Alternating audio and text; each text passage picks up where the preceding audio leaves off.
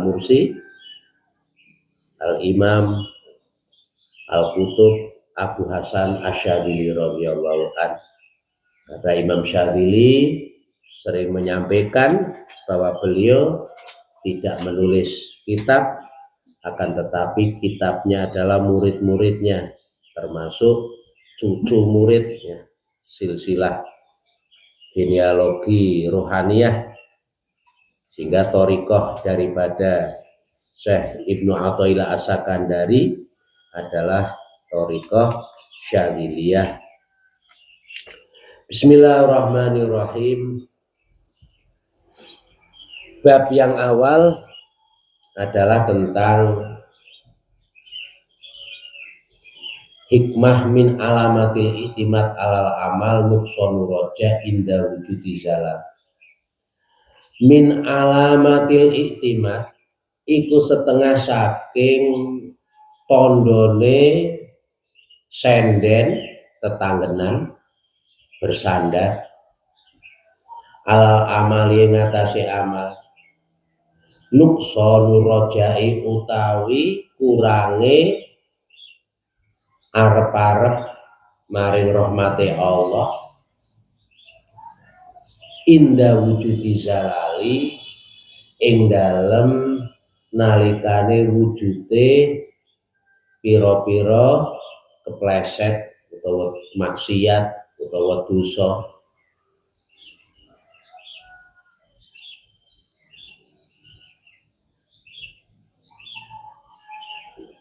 Syekh Ibnu Athaillah memulai hikmah ini dengan min alamatil i'timad alal amal,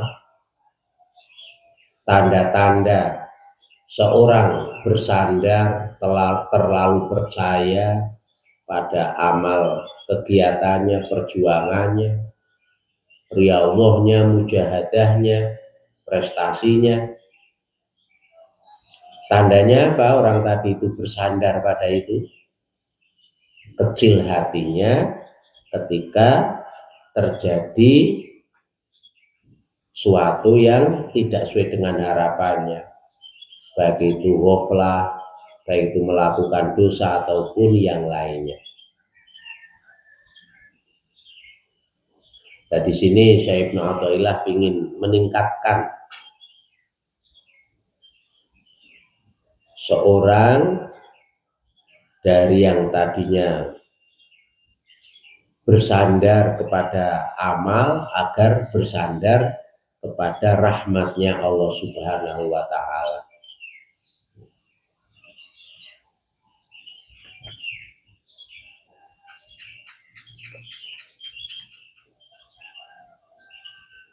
Karena menurut para ulama sufiyah, amal seorang itu ada 3 tingkatan.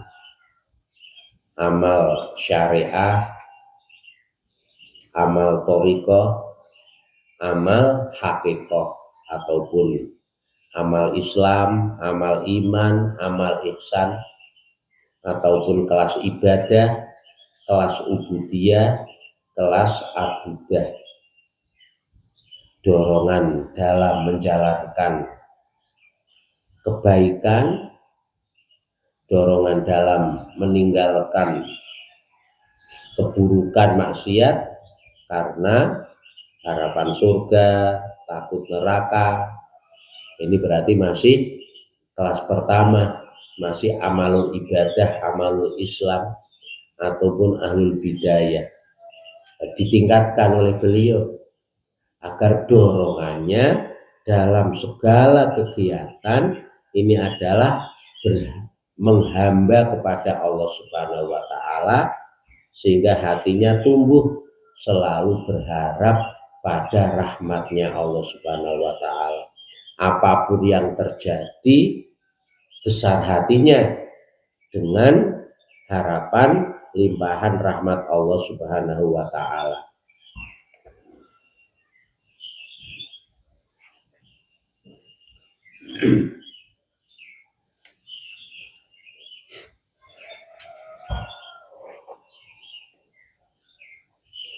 Bismillahirrahmanirrahim. Hikmah yang kedua, iradatuka at-tajrid ma'a iqamatillahi iyyaka bil asbab minasyahwatil khafiyah wa iradatuka al asbab ma'a iqamatillahi iyyaka fit tajrid in khitatun anil himmatil aliyah. Iradatuka utawi oleh ngarepake sira at-tajrita ing makom tajrid ma'a iqamatillahi ing dalem sartane oleh nglungguhake Allah Subhanahu wa taala iyyaka nglungguhake iyyaka ing sira fil asbab ing dalem makom asbab iku minasyahwati saking syahwat keinginan al khofiyati kang samar wa iradatuka utawi oleh ngarepake sira al asbaba ing makom asbab ma'a iqamatillahi ing dalem sartane oleh nglungguhake ngenggonake Allah taala iya ka ing sira fit tajridi ing dalem makom tajrid iku inhitatun turun nglungsur turun anil himmatil aliyah saking sejo kang luhur.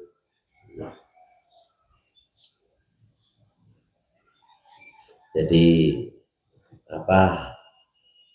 kedudukan seseorang di dunia ini ada kalanya didudukan oleh Allah Subhanahu wa taala di makom tajrid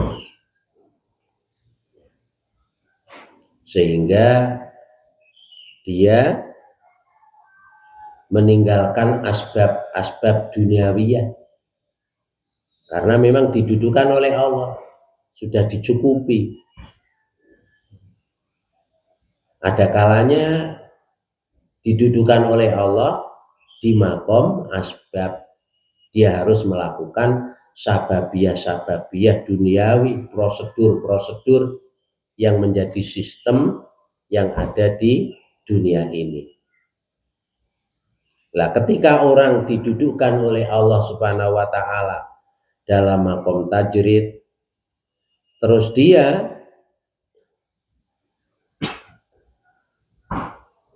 menghendaki untuk duduk di makom asbab, berarti apa? Inhitatun, derajatnya turun dari himmah aliyah, kemauan yang tinggi, turun. Sebaliknya didudukan oleh Allah Subhanahu wa taala di makom asbab, harus melakukan sababiyah, ya harus kerja, harus ini, harus itu, harus mengurus prosedur yang ada. Sementara dia pinginnya jalur langit kalau bahasa sekarang, ya makom tajrid, jalur yang diinginkan jalur langit. Padahal Allah mendudukan di makom asbab, gak gelem melakukan prosedur yang ada. Nah ini dari sisi kacamata tasawuf termasuk ambisi yang tersembunyi. Makanya yang mengikuti apa etikanya adalah mengikuti apa yang didudukan oleh Allah Subhanahu wa taala. Oleh karena itu sangat penting yang namanya sholat istikharah mutlaqah. Jadi sholat istikharah mutlaqah itu kan minta pilihan kepada Allah Subhanahu wa taala agar kita diberi kebaikan dalam gerak-gerik, dalam diam kita, ataupun gerakan diamnya orang lain pada kita, minta diberi kebaikan, juga minta diberi lindungan dari Allah Subhanahu wa taala, dilindungi dari keburukan. Oleh karenanya nanti akan ketuntun, akan kebimbing oleh Allah Subhanahu wa Ta'ala. Ya, karena masalah ini masalah yang sangat pelik, ya.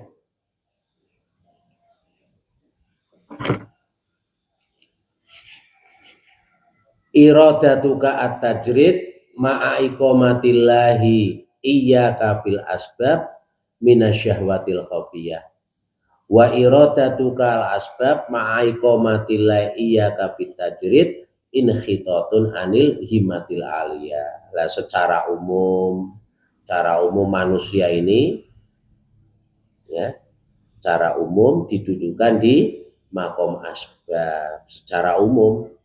Karena apa? Sebagaimana penjelasan Imam Ghazali radhiyallahu an, bahwa dunia ini adalah darul asbab, tempatnya untuk berusaha. Makanya ya jangan menentukan, aku di makom tajrid, ya tidak boleh, harus melakukan upaya-upaya dulu. Upaya ini, upaya itu terus dilakukan sampai nanti Allah sendiri yang akan mendudukannya di makom tajrid. Nah di sini minasyahwatil khafiyah karena apa?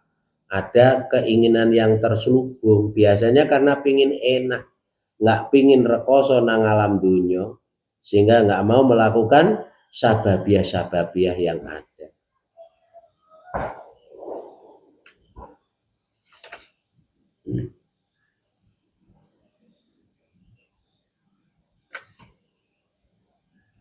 Seperti yang dilakukan oleh para ulama, para sufiah, itu yang melakukan asbab dulu. Imam Abu Hanifah itu ya dagang, Imam Abu Hanifah itu dagang kain. Para wali-wali kekasihnya Allah melakukan usaha-usaha yang ada. Setelah melakukan usaha ini gagal, usaha itu gagal dan sebagainya, sampai Allah sendiri yang akan menempatkannya. Karena apa? Secara umum orang di dunia ini adalah didudukan di darul asbab, karena dunia ini adalah tempatnya sababiyah. Bismillahirrahmanirrahim. Sawabikul himam la tahroku aswarul akdar. Sawabikul himami utawi, ini idhofah sifat pada mausuf, utawi piro-piro himmah kang balap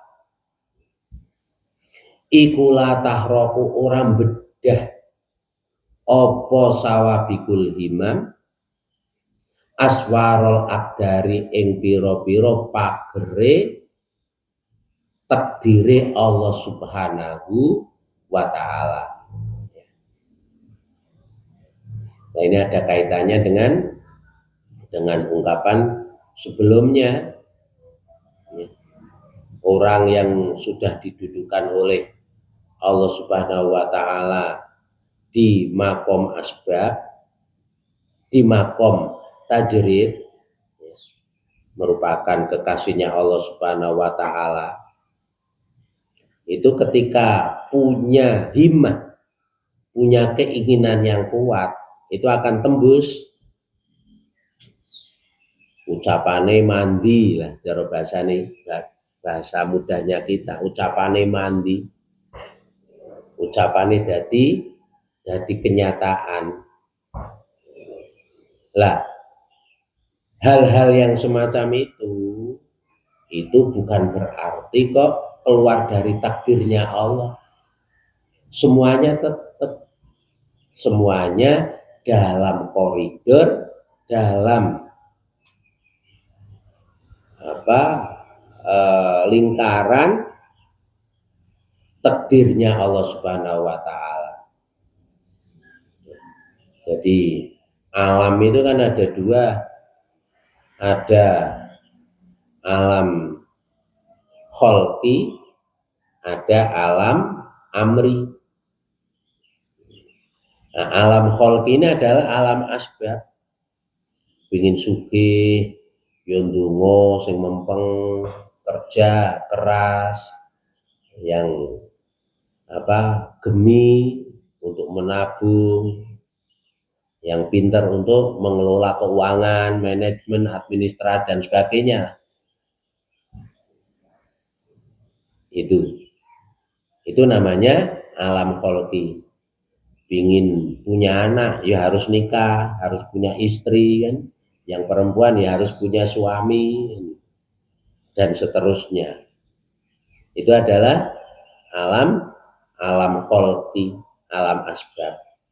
Nah, yang satunya adalah alam amri, suatu yang di luar sunatullah, suatu yang di luar adatullah, kebiasaan-kebiasaan yang telah dibangun, yang menjadi sistem di alam semesta ini.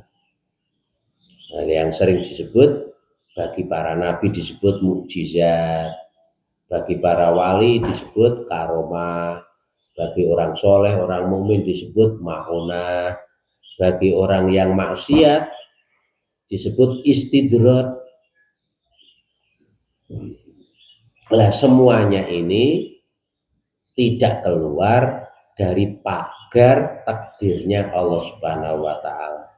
Tidak keluar dari takdirnya Allah Subhanahu wa taala yang mageri itu semua. Oleh karena itu apa? Yang hebat itu ya hanyalah Allah. Ya, ketika melihat kemuliaan karomah, ma'unah, ya, mukjizat seorang itu ya harus diteruskan kepada Allah Subhanahu wa taala, anugerahnya Allah Subhanahu wa taala. Jadi ungkapan mutiara yang ketiga ini adalah agar tidak salah persepsi dengan orang didudukan oleh Allah di makom tajrid, ya, ucapan mandi ini dan sebagainya, kadang berhenti di situ. Kebanyakan orang kan berhenti di situ. Nah, itu merupakan suatu yang harus diteruskan, bahwa bagaimanapun juga semuanya itu atas kudrat irodat Allah Subhanahu wa taala. Oleh karena itu ilmu tasawuf itu ya harus didasari dengan ilmu tauhid, harus didasari, padukan dengan ilmu zahir, ilmu fikih dan ilmu-ilmu yang lain, karena saling melengkapi atakamul baina syariah wal haqiqah.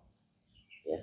Makanya Syekh Ibnu Athaillah As-Sakandari radhiyallahu an, ketika beliau masih belajar, terus masih belajar ilmu tafsir, ilmu fikih, ilmu usul fikih dan ilmu-ilmu yang lain, datang pingin ngaji ke Syekh Abu Abbas Al-Mursi, disuruh kembali, suruh menyelesaikan dulu, baru setelah sempurna baru menyelesaikan tentang ilmu hakikat di Syekh Abu Abbas Al-Mursi.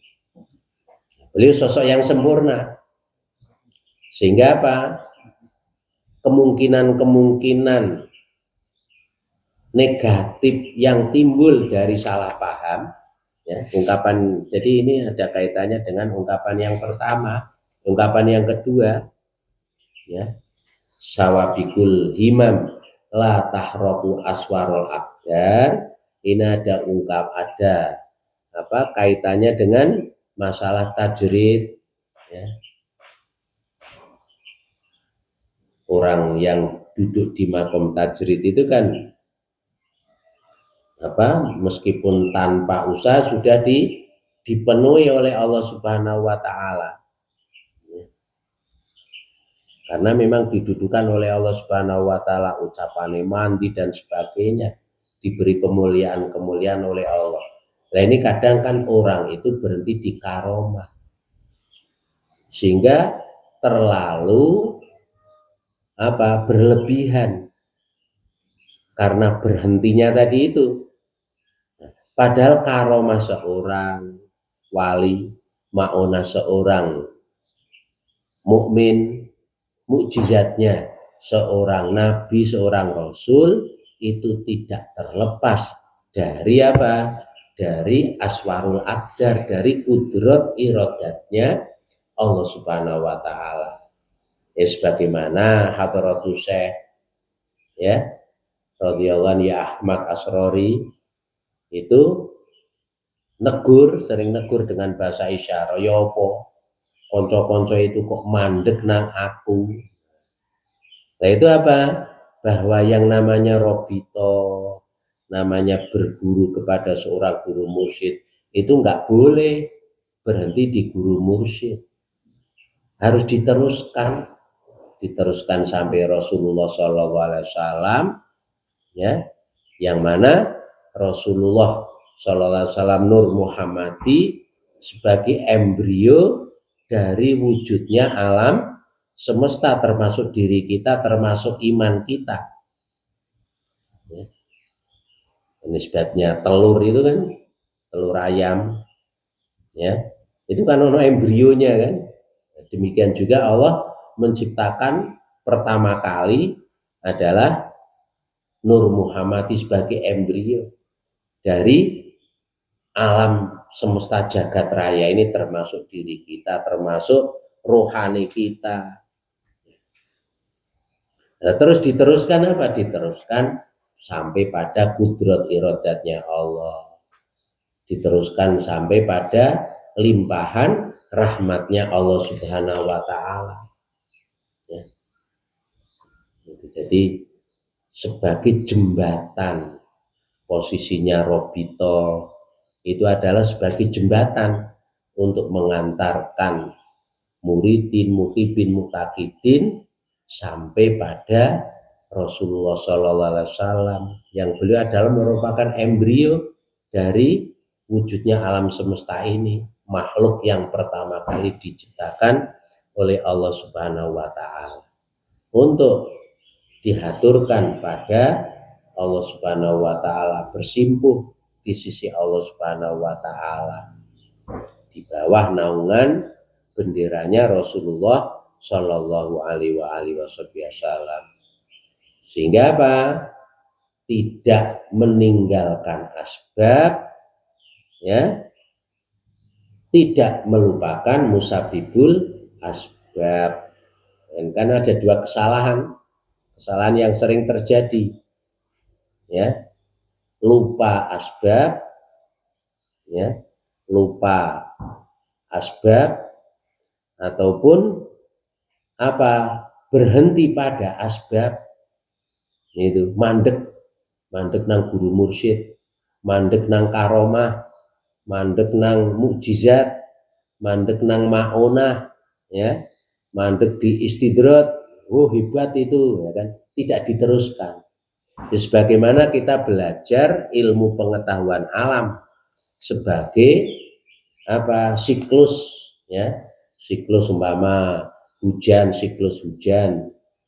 Nah, itu kan siklus dari uap air menguap ke atas, akhirnya menjadi sahab mendung, mari mendung dalam kondisi tertentu, digiring kemana ya oleh angin, dalam kondisi tertentu akhirnya hujan lagi balik ke laut lagi, terus kan siklus hujan.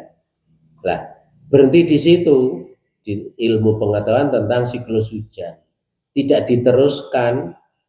Siapa yang menguapkan air tadi, air laut tadi itu?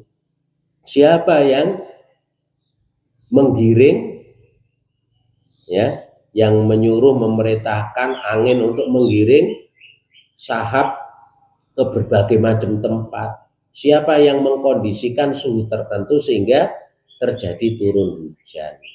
Seharusnya kan diteruskan. Nah, kalau tidak diteruskan, namanya kata Imam Ghazali, namanya kaum tabi'iyah. Oleh karena itu kritikan Hadratus Syekh dalam Muntakhobat ya ada benang merahnya dengan ini, dua kesalahan, ya, dua kesalahan umum. Satu, berhenti di sabab, yang kedua meninggalkan sabab. Nah, kalau orang-orang yang sempurna, ya sabab tetap dilakukan, tapi tidak berhenti di sabab. Makanya beliau menyampaikan, Syekh Junaid Al-Baghdadi radhiyallahu an, masih beliau Sayyidu Thaifah, ya, penghulunya semua thariqah yang ada di dunia ini bermuara kepada Syekh Junaid Al-Baghdadi. Makanya beliau gelarnya adalah Sayyidu Thaifah. Beliau ditanya, Syekh, ya, oleh para muridnya, jenengan kan sampun wusul, sampun sempurna, sampun kamil, mukmil, nang apa kok cekelan tasbih. Dan itu jawab beliau, ya karena pelantaran tasbih inilah sehingga aku sampai kepada Allah Subhanahu wa taala. Itu orang-orang yang sempurna semacam itu, tidak melupakan asbab, tidak berhenti di sabab. Sing keliru berhenti di sabab ataupun melupakan sabab. Bagaimanapun juga tingginya derajat wali seseorang, ya, ketika ia dalam keadaan fana, tetap lewatnya tetap Rasulullah SAW, baik ia yash'ur awalam yash'ur, baik ia menyadarinya ataupun tidak. Itu sababiyah yang paling agung kan adalah Nur Muhammad Shallallahu Alaihi Wasallam. Nah, semuanya atas kudrat iradat Allah Subhanahu wa taala. Oleh karena juga ada kaitannya dengan yang pertama, ya, agar mendidik kita, agar kita terdidik selalu berharap pada rahmat Allah Subhanahu wa taala. Jangan kecil hati dalam keadaan bagaimanapun juga, jangan kecil hati. Ya, agar terbentuk semacam itu harus ada proses. Prosesnya dari mana? Prosesnya dari mulai dorongan. Makanya kan Hadratus Syekh Romi Ahmad As-Saradi Al-Syakir radhiyallahu an selalu apa? Selalu nuntun kita semua dan siapa saja yang mau, ya, untuk apa? Taskhihun niyah, menepatkan niat, ditepatkan niatnya itu tidak sekedar benar, tepat ditepatkan. Dari yang tadinya baca waqiah, menapa wakeh hutangnya aku maca waqiah, ya. Meskipun karena manusia punya problem ini itu dan sebagainya, tapi pas mau membaca itu, bahkan kalau bisa jauh-jauh hari, jauh-jauh sebelum membaca itu sudah ditoto. Dalam membaca ini, membaca itu, melakukan ini, apa tujuannya? Ngawulo bekti pada Allah. Umpama dalam sholawat, nah kok mau sholat useniyah, ya meskipun punya problem, banyak utang, banyak masalah, banyak dan sebagainya, ditoto apa imtisalul awamir, derek ngawulo bekti. Kalau gampangnya yang ngawulo bekti nek diperinci mana, lu bentuk ngawulo bekti ini umpama dikejar. Ngawulo bekti ini apa? Ya karena perintah Allah, ya ayyuhalladzina amanu shollu alaihi wasallimu taslima. Itu kan bentuk dari ngawulo bekti, ya. Nah itu ditempatkan agar yang tadinya ibadah menjadi ubudiyah.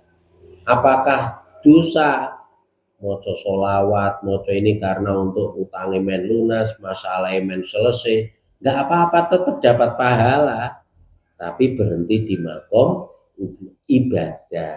Lah, kalau berhenti di situ, ketika terjadi kegagalan, suatu yang mengecewakan ataupun kepleset dalam dosa, itu akan kecil hati.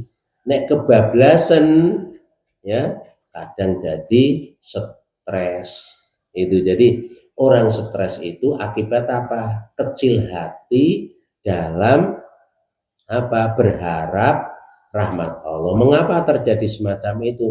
Karena ia terlalu percaya pada kemampuannya, pada kehebatannya, pada prestasinya dan sebagainya.